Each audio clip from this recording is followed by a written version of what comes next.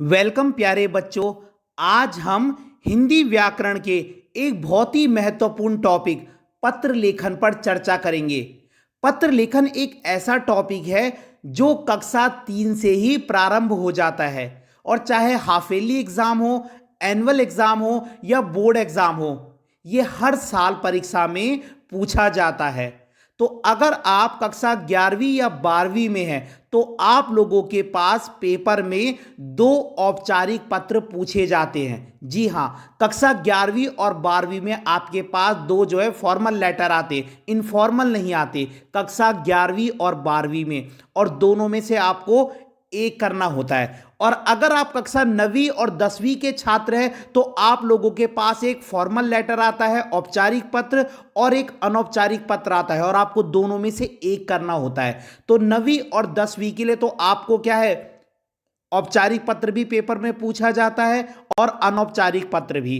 लेकिन कक्षा 11वीं और 12वीं में दोनों फॉर्मल लेटर पूछे जाते हैं, यानी औपचारिक पत्र। तो आज मैं इस वीडियो में आपको बताऊंगा कि औपचारिक पत्र कैसे लिखते हैं। और 90% ये चांस है कि समाचार पत्र के संपादक के लिए पत्र आता ही है। अगर आप बोर्ड एग्जाम के प्रीवियस जो पेपर हैं उनको उठाएंगे तो आप देखेंगे 90% पेपरों में एक प्रश्न तो समाचार पत्र के संपादक के लिए पूछा ही गया है। तो आज मैं इसी पत्र को आपको बताने जा रहा हूं। तो अगर आप लोगों के पास नोटबुक है तो आप साथ साथ में क्या है, प्रैक्टिस कर सकते हैं। ऐसे में आप लोगों को एक बार में ही आ जाएगा। तो चलिए शुरू करते हैं। सबसे पहले आपने प्रश्न को ठीक से पढ़ना है और यह जानना है कि पूछा क्या गया है। देखिए प्रश्न को पढ़ते हैं। खाद्य पदार्थों में मिलावट की बढ़ती प्रवृत्ति पर चिंता व्यक्त करते हुए किसी समाचार पत्र के संपादक को पत्र लिखिए।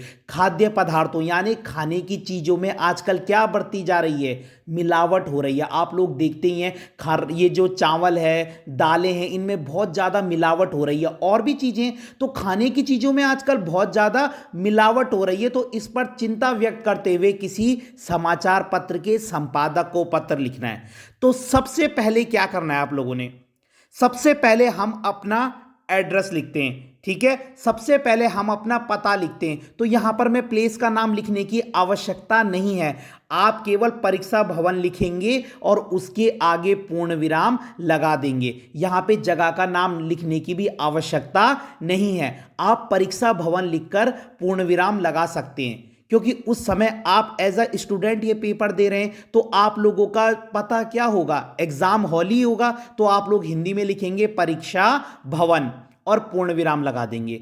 फिर आप एक लाइन लीव करेंगे, ठीक है, और उसके बाद आप दिनांक डालेंगे। ठीक है, दिनांक आप ऐसे ही लिखेंगे। आप लोग ये जो मैंने 3 लिखा है, आप इसको हिंदी में भी मार्च लिख सकते थे, लेकिन मैंने यहां पे हिंदी में नहीं लिखा, क्योंकि कई बच्चे क्या है फिर मात्राओं की गलती करते हैं, है ना। वो हिंदी में मंथ लिखने में बहुत मात्राओं की गलती करते हैं। तो आप लोग ऐसे भी डेट लिख सकते हैं, आप लोगों के मार्क्स नहीं कटने वाले, इसलिए मैंने ये डेट लिखी है। ठीक है, तो आप लोग ये हिंदी में लिखने की बजाय आप ऐसे ही डेट लिखिए। ठीक है, तो हमने यहां पर दिनांक डाल दी एक लाइन लीव करके। अब देखिए, दिनांक के बाद फिर हम एक लाइन लीव करेंगे। सबसे पहले हमने परीक्षा भवन लिखा जो कि हमारा एड्रेस है, उसके बाद हमने एक लाइन लीव कर दी, क्योंकि अब हमारा पता पूरा हो गया, तो इसलिए मैंने एक लाइन क्या है छोड़ दी। उसके बाद मैंने दिनांक डाल दी, दिनांक लिखने के बाद फिर मैंने एक लाइन छोड़ दी, क्योंकि दिनांक भी अब पूरी हो गई है। अब देखिए, सबसे पहले सेवा में लिखना है, ये हर औपचारिक पत्र में लिखना है। सेवा में के बाद देखिए आप सेकंड लाइन में जिस इंसान के लिए हमने पत्र लिखना है उसका नाम लिखा जाता है। तो यहां पर पत्र हमने किसको लिखना है, संपादक को लिखना है। तो सेकंड लाइन में हम सेवा में संपादक, अब ये संपादक किसका है, किसी समाचार पत्र का, तो किसी न्यूज़पेपर का नाम लिख दीजिए, अमर उजाला, और उसके बाद जो है किसी जगह का नाम, तो देहरादून लिख दिया हमने। ठीक है, मैं उत्तराखंड से हूं इसलिए मैंने यहां पे देहरादून लिख दिया। आप किसी भी प्लेस का नाम लिख सकते हैं, क्योंकि आप लोगों के पास हिंदी में किसी जगह का नाम नहीं दिया होता। ठीक है, तो सबसे पहले हमने अपना एड्रेस लिखा जो कि परीक्षा भवन है, उसके बाद पूर्ण विराम लगा के आप एक लाइन यहां पे देखिए लीव कर देंगे। उसके बाद उसके बाद आप दिनांक लिखेंगे, दिनांक के बाद आप एक लाइन फिर लीव कर देंगे। उसके बाद सेवा में, सेवा में के बाद जिसके लिए हमने पत्र लिखना है, यहां पे संपादक के लिए लिखना था तो मैंने संपादक लिख दिया। उसके बाद वो संपादक कहां का है, किसी समाचार पत्र का, तो मैंने उसका नाम लिख दिया अमर उजाला, और उसके बाद जगह का नाम देहरादून। अब यहां पर देखिए, अगर इसकी जगह मुझे पत्र लिखना होता किसी नगर पालिका के अध्यक्ष को, है ना, कि आपके जो है मोहल्ले में क्या है सैनिटाइज की मांग करते हुए नगर पालिका के अध्यक्ष को पत्र लिखिए, तो क्या होता, सेवा में, सेवा में के बाद पत्र किसको लिखना है, अध्यक्ष को, तो अध्यक्ष, अध्यक्ष कहां का है, थर्ड लाइन में आता नगर पालिका और फिर प्लेस का नाम देहरादून। ये तो बहुत आसान है। अगर पत्र होता कि आपकी बाइक चोरी हो गई है और अपने क्षेत्र के थाना अधिकारी को, ठीक है, पत्र लिखिए, है ना, या थाना प्रभारी या थाना अध्यक्ष कुछ भी है, थाना प्रभारी को पत्र लिखिए, तो मैं लिखता सेवा में किसको लिखना है पत्र, थाना प्रभारी, पुलिस विभाग या पुलिस चौकी, और नीचे जगह का नाम, तो ये भी ये सेवा में थाना प्रभारी, पुलिस विभाग, जगह का नाम। तो सेवा में के बाद सेकंड लाइन में जिसको हमने पत्र लिखना है, थर्ड लाइन में यहां पे वो कहां का है, और फोर्थ लाइन में जगह का नाम। डन। अब विषय कैसे बनाते, विषय के लिए आपने हेतु वर्ड याद रखना है। इस हेतु वर्ड के आगे हम कुछ भी शब्द लिखकर विषय बना सकते हैं। जैसे ये क्या था, खाद्य पदार्थों में मिलावट से संबंधित, तो खाद्य पदार्थों में मिलावट हेतु। इसकी जगह में क्या होता, अगर जो वो था सैनिटाइजर की मांग करते हुए, तो क्या हो जाता, सैनिटाइजर की मांग हेतु। अगर पत्र होता कि आपके क्षेत्र में क्या है सरकारी विद्यालयों की कमी है, तो सरकारी विद्यालय खुलवाने के लिए शिक्षा मंत्री को पत्र लिखिए, तो विषय क्या हो जाता, क्या है, सरकारी विद्यालय को खुलवाने हेतु। इस टाइप से विषय बनाना बहुत आसान है, आपको हेतु वर्ड याद रखना है बस, तो इससे विषय बहुत आसान बन जाता है। जैसे मैंने लिख दिया अवकाश हेतु, है ना, कुछ भी, खाद्य पदार्थों में मिलावट हेतु, सैनिटाइजर की मांग हेतु, प्राथमिक विद्यालय खुलवाने हेतु, तो हेतु के आगे लगा के आप जो है विषय लिखेंगे, और विषय बहुत बड़ा नहीं लिखना है, शॉर्ट।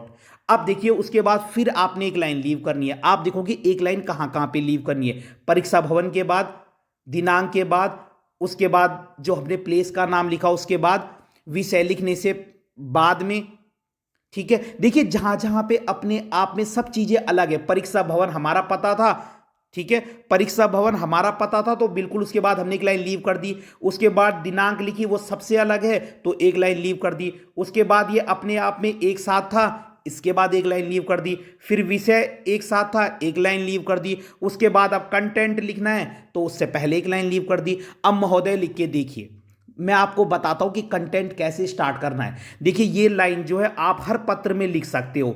मैं देश का एक आम नागरिक हूं, इस पत्र के माध्यम से कहना चाहता हूं कि, ये आप हर पत्र में लिख सकते हो। इसको आप रट लीजिए कि मैं देश का एक आम नागरिक हूं, पूर्ण विराम, मैं इस पत्र के माध्यम से कहना चाहता हूं कि, बाकी कंटेंट आपको आधा यहीं से मिल जाएगा। आप प्रश्न पढ़िए, आप प्रश्न पढ़िए, कंटेंट आपको यहीं से मिल जाएगा।